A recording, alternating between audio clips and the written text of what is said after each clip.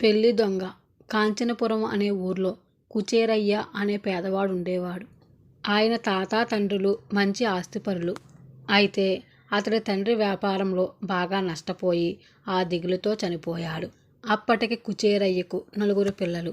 అతడు ఉన్న ఊళ్ళో కూలీ నాలీ చేసుకొని బతుకు సాగించడం అవమానంగా తోచి చాలా దూరంలో ఉన్న మరొక ఊరుకు భార్యాపిల్లలతో వలసపోయాడు.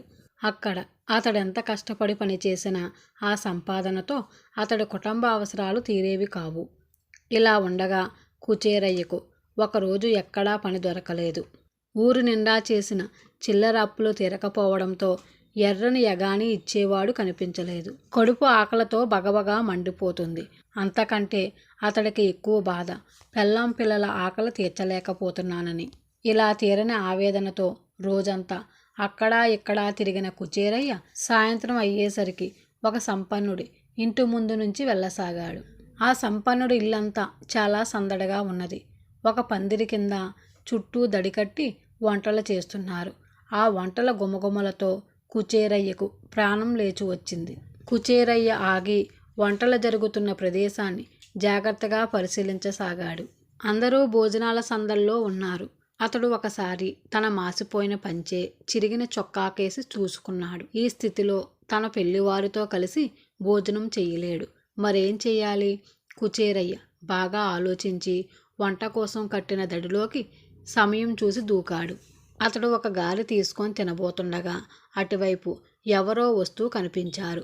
వెంటనే అతడు పక్కన ఉన్న ఒక పెద్ద అండా వెనక్కు చేరి ఒదిగి కూర్చున్నాడు. ఎర్రగా లావుగా ఉన్న ఒక మధ్య వయస్సురాలు వంటశాలలోకి వచ్చింది. ఆమె కాస్త కంగారుగా ఉన్నట్టు కుచేరయ్యకు కనిపించింది. ఇంతలో దడి అవతల నుంచి ఎవరో గుండమ్మ వచ్చేటప్పుడు గుత్తి వంకాయ కూర తీసుకురా అంటూ కేక వేశారు. అలాగే అలాగే అంటూ గుండమ్మ వణుకుతున్న గొంతుతో జవాబిచ్చింది. తర్వాత ఆమె తన దుస్తుల్లోంచి ఏదో వస్తువు తీసి అటూ ఇటూ చూసి పులుసు ఉడుకుతున్న అండాకేసి నడిచింది. ఇదంతా చూస్తున్న కుచేరయ్య ఈవిడేదో వంటకాల్లో విషం కలపడం లేదు కదా అనుకున్నాడు. అంతలో అతడి చేతిలో ఉన్న గారి జారి కింద పడింది. గుండమ్మ మరోసారి అన్ని వైపులా చూసి తన గుప్పుట్లో ఉన్న వస్తువును అండాలోకి జారి విడిచింది. ఆ సమయంలో కుచేరయ్య అది 4 పేటల బంగారు గోవర్ధనం గొలుసని గుర్తుపట్టాడు. అయితే ఆవిడ ఆ గొలుసును కాగుతున్న పులుసులో ఎందుకు పడేసిందో కుచేరయ్యకు అర్థం కాలేదు. అయితే కడుపులో ఆకలి మంటల కారణంగా అతడు దాని గురించి ఆలోచించే స్థితిలో లేడు.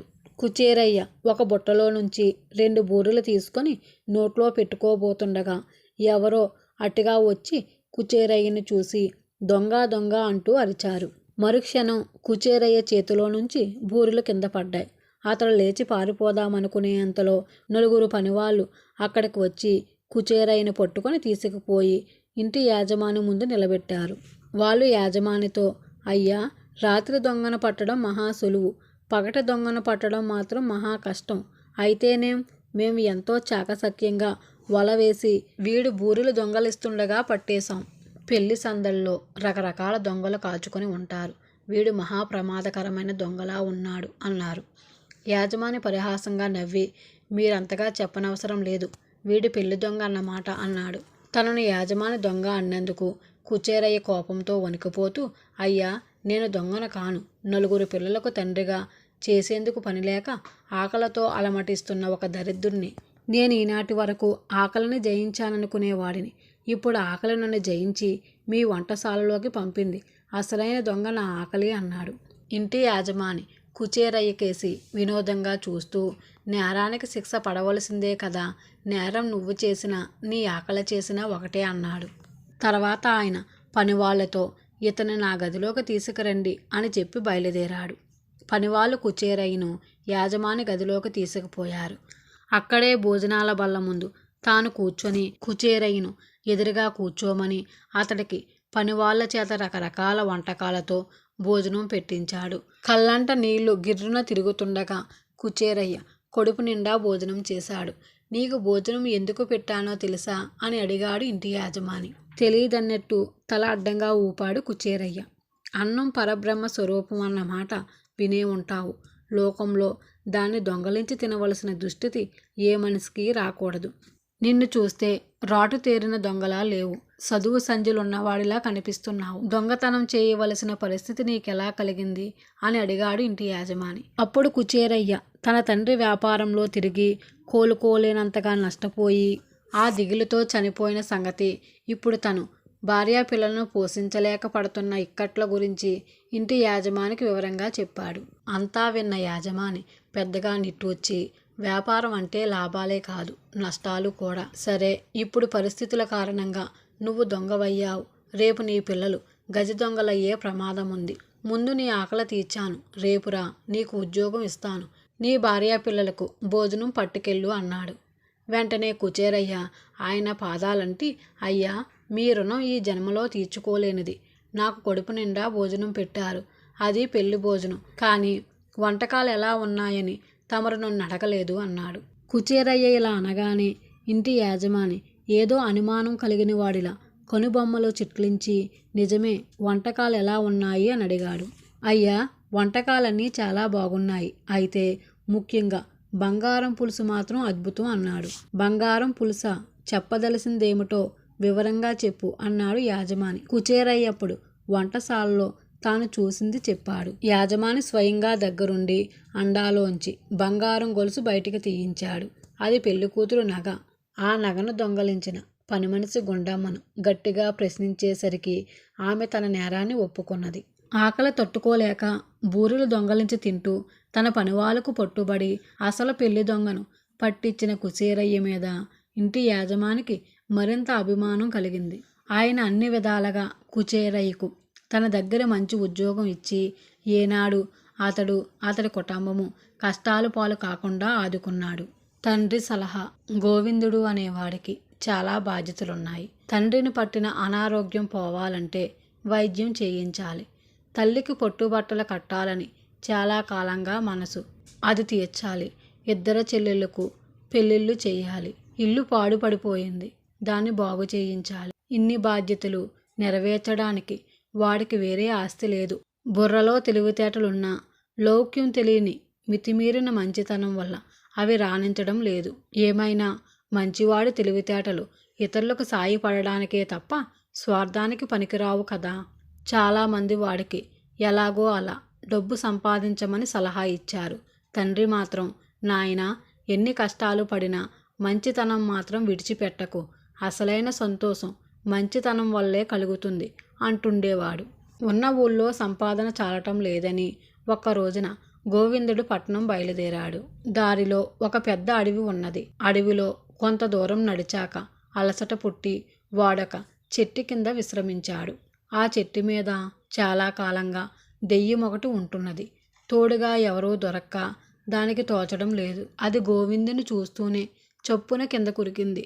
అది భయపడుతున్న గోవిందుడుకు ధైర్యం చెప్పి వివరాలు అడిగి తెలుసుకుని, నాకేమైనా మంచి కబుర్లు చెప్పు, నువ్వు పట్టణం వెళ్ళక్కర్లేకుండా ఇక్కడే బోలెడు డబ్బిస్తాను అన్నది. గోవిందు ధైర్యం తెచ్చుకొని దెయ్యానికి ఒక గజ దొంగ కథ చెప్పాడు. అది ఉత్సాహంగా కథ విని, నువ్విక్కడే నాకు తోడుగా ఉండిపో, నీ మాట తీరు చెప్పిన కథ చాలా బాగుంది అంది. అందుకు గోవిందుడు, తప్పకుండా అలాగే చేతును, కానీ నాకు బాధ్యతలు ఉండిపోయాయి కదా అన్నాడు. దెయ్యం వాడికి సంచి నిండుగా బంగారు నాణాలిచ్చి, పోయి త్వరగా నీ బాధ్యతలు తీర్చుకురా, నాకు తోడుగా ఉందువుగాని అన్నది. గోవిందుడు ఇంటికి తిరిగి వెళ్ళి తండ్రికి వైద్యం చేయించాడు. తల్లికి పొట్టుచీర కొన్నాడు. ఇల్లు బాగు చేయించాడు. కొద్దిగా పొలం కొని పేద రైతు ఒకడికి కౌలుకిచ్చాడు. ఆ తర్వాత వాడికి దెయ్యం విషయం గుర్తుకొచ్చి అడవికి వెళ్ళాడు. అక్కడ వాడు 2 రోజులుండి ఈసారి దెయ్యానికి రాజుల రాణుల కథలు చెప్పాడు. వాడున్నంతసేపు దెయ్యానికి ఎంతో ఉత్సాహంగా ఉంది. అయితే వాడిక వెళ్ళిపోతాననగానే అది ఎంతో దిగులుగా ముఖం పెట్టి, నువ్వు ఇక్కడ నాతో ఉండిపోకూడదా అని అడిగింది. దానికి గోవిందుడు, ఇంకా నా చెల్లెళ్ళ పెళ్ళిళ్ళు చెయ్యాలి, అమ్మా నాన్నలకు శాశ్వతంగా సుఖపడే ఏర్పాట్లు చెయ్యాలి, ఇక్కడ నీతో ఉండిపోవడం ఎలా కుదురుతుంది అన్నాడు. దెయ్యం వాడికి ఇదివరకటి కంటే రెట్టింపు బంగారాన్నిచ్చి, సరే, నీ బాధ్యతలన్నీ వదిలించుకురా అని చెప్పింది. గోవిందుడి ఇంటికి పోయి మరింత పొలం కొన్నాడు. చెల్లెలిద్దరికీ పెళ్లి చేసి వాళ్ళు మంచివాళ్ళని, తన తల్లిదండ్రులను చాలా ప్రేమగా చూసుకుంటారని నమ్మకం కుదిరాక వాడికి చాలా సంతోషం కలిగింది. ఇక వాడు దెయ్యం కోరిక తీర్చవలసి ఉంది. గోవిందుడు దెయ్యం విషయం బాగా ఆలోచించాడు. తను మనిషిగా ఉన్నంతకాలం మనసు తన వాళ్ళకేసి లాగుతుంటుంది కనుక తాను దెయ్యమై శాశ్వతంగా దానికి తోడుగా ఉండవచ్చు. ఇప్పుడు తన కుటుంబానికి తన అవసరం లేదు. తనకెంతో ఉపకారం చేసిన దెయ్యానికి సంతోషం కలిగించాలంటే ఆత్మహత్య చేసుకొని దెయ్యంగా మారడం ఒకటే మార్గం. ఇలా ఆలోచించిన గోవిందుడు ఊరి చివరనున్న కొండ శిఖరం ఎక్కి అక్కడ నుంచి కిందకు దూకి చావాలని నిర్ణయించుకున్నాడు. వెంటనే బయలుదేరాడు. అయితే వాడు కొండ శిఖరం చేరుకునేసరికి అక్కడ ఒక అందమైన అమ్మాయి కనిపించేసరికి ఆశ్చర్యపోయాడు. ఆ అమ్మాయి పేరు సరళ. చిన్నప్పుడే తల్లి చనిపోతే తండ్రి రెండో పెళ్లి చేసుకున్నాడు. సవత తల్లి నానా బాధలు పెడితే ఎలాగో సహించింది. ఇప్పుడు సవత తల్లి డబ్బు కాసించి ఒక రోగిష్టి ముసలివాడికిచ్చి పెళ్లి చేయాలనుకుంటున్నది. తండ్రి కిక్కిరమనడం లేదు. ఆత్మహత్య చేసుకోవాలని పొరుగురు నుంచి ఇక్కడకు వచ్చింది. ఇంతలో గోవిందు అక్కడికి రావడం జరిగింది. ఇద్దరు ఒకరి కథ ఒకరు చెప్పుకున్నాక సరళ గోవిందుతో, నువ్వు చాలా మంచివాడివి. దెయ్యానికి బదులు నాకు సాయపడితే నువ్వు నేను కూడా సంతోషంగా బతుకుతాం. నా మాట విని నన్ను పెళ్లి చేసుకో అని కోరింది. నాకు నువ్వు నచ్చావు, కానీ దెయ్యానికి ప్రత్యుపకారం చేయడం నా కర్తవ్యం. అందువల్ల నేను చావక తప్పదు అన్నాడు గోవిందు.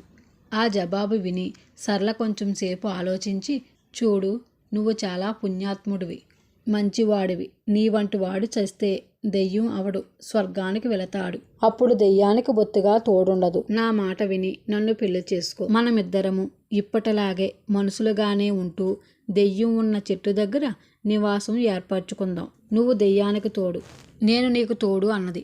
ఆమె మాటలు గోవిందుడికి న్యాయంగానే తోచాయి. భూమి ఆకాశం సాక్షిగా వాళ్ళు అప్పటికప్పుడే పెళ్లి చేసుకొని వెంటనే బయలుదేరి అడవిలో దెయ్యం ఉండే చెట్టు వద్దకు వెళ్ళారు. అప్పుడు వాళ్ళ ముందు దేవతా పురుషుడు ప్రత్యక్షమై, నేనొక శాపగ్రస్తుణ్ణి. అన్ని సుఖాలు అనుభవించే అవకాశం ఉండి కూడా దెయ్యాన్నయ్యాను. నాకు బుద్ధిపూర్వకంగా సాయపడేందుకు త్యాగం చేయదలిచిన నీ కారణంగా శాప విముక్తి కలిగింది. మిమ్మల్ని దీవించడం కోసం ఇక్కడ కాచుకొని ఉన్నాను అంటూ వాళ్ళను దీవించి ఇద్దరికి చెరొక సంచి నిండుగా బంగారు నాణాలిచ్చి మాయమయ్యాడు. దెయ్యం తనకు సాయం చేసినందుకు తను దెయ్యానికి సాయపడ్డానని గోవిందుడు చాలా ఆనందించాడు.